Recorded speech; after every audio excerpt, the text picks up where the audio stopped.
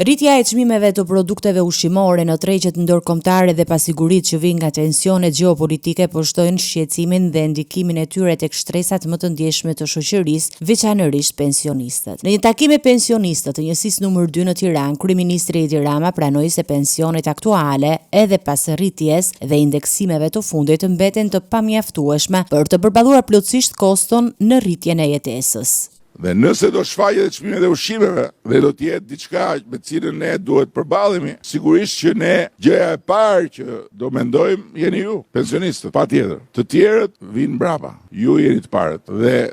bashkë me ju edhe familjet sigurisht në nevojë që janë në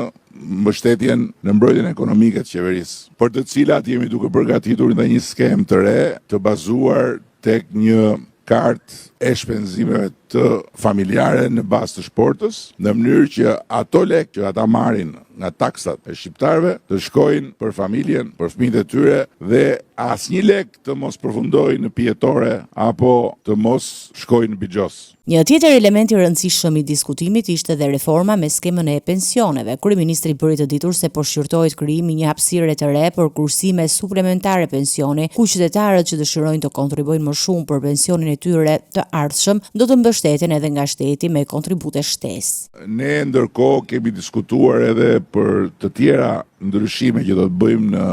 skemën e pensioneve për të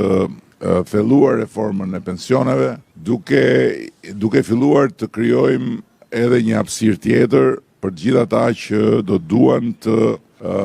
kursejnë më shumë për të pasur një pension më të lartë në të ardhmen, ku shteti do të fusi kontributin e vet. Po ashtu do të rishikojmë edhe skemën aktuale për pensionistët e vetpunësuar dhe për ata